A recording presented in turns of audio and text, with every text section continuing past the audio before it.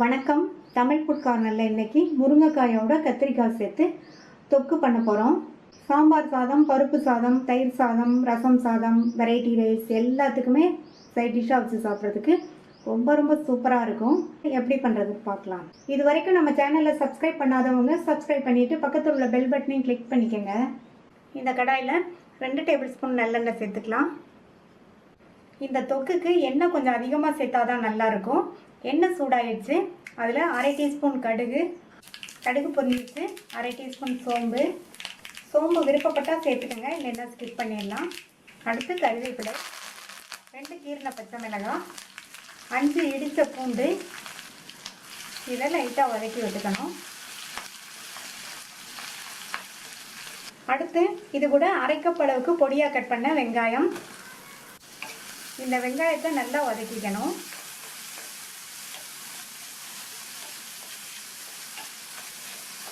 வெங்காயத்தை அதனுடைய கலர் லைட்டாக சேஞ்ச் ஆகிற வரைக்கும் வதக்கிக்கணும்.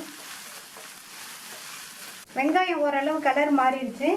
இது கூட 2 பெரிய தக்காளியை கட் பண்ணி வச்சுருக்கேன். அதை சேர்த்துட்டு தக்காளி வதங்கிறதுக்காக கொஞ்சமாக உப்பு சேர்த்து வதக்கிக்கலாம். உப்பு சேர்த்தோம்னா தக்காளி நல்லா வேகமாக வதங்கிடும். தக்காளி சேர்த்து லைட்டாக வதக்கி விட்டுட்டு மூடி வச்சிடலாம். நல்லா வதங்கி தொக்கு பதத்துக்கு வரட்டும். அப்பப்போ திறந்து பார்த்து வதக்கி விட்டுக்கணும்.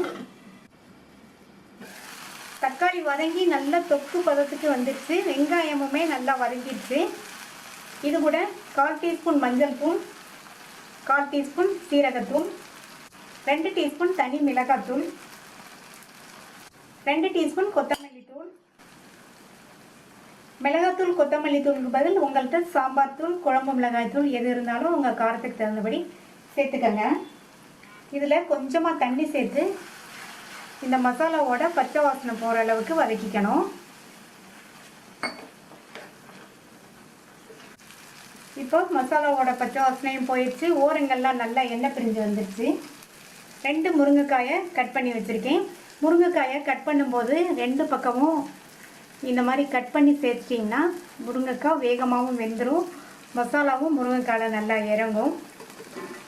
முருங்கைக்காயை சேர்த்துட்டு 5-6 கத்திரிக்காயை இந்த மாதிரி முழுசாக கட் பண்ணி சேர்த்துக்கோங்க. மாதிரி கத்திரிக்காயையும் இந்த மாதிரி கீரி சேர்த்தோம்னா மசாலாவும் நல்லா இறங்கி கத்திரிக்காயும் நல்லா டேஸ்ட்டாக இருக்கும் சாப்பிட்றதுக்கு. இந்த மசாலாலேயே இந்த கத்திரிக்காய் முருங்கைக்காய் ரெண்டும் நல்லா கோட்டாகிற மாதிரி ஒரு 2 நிமிஷத்துக்கு வதக்கி விட்டுக்கணும்.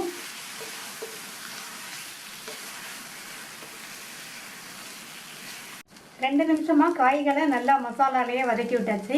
இப்போ தண்ணி சேர்க்கணும். தண்ணி 1/2 டம்ளர் அளவுக்கு சேர்த்துருக்கேன். இந்த அளவு தண்ணி சேர்த்தா தான் இந்த காய்கள்லாம் வெந்து வர்றதுக்கு கரெக்டாக இருக்கும். இப்போ உப்பு சேர்க்கணும். தக்காளி வதக்கும் போது கொஞ்சம் உப்பு சேர்த்தோம். இப்போ இந்த தொக்குக்கு தேவையான அளவு உப்பையும் சேர்த்து நல்லா ஒரு தடவை மிக்ஸ் பண்ணி விட்டுடலாம்.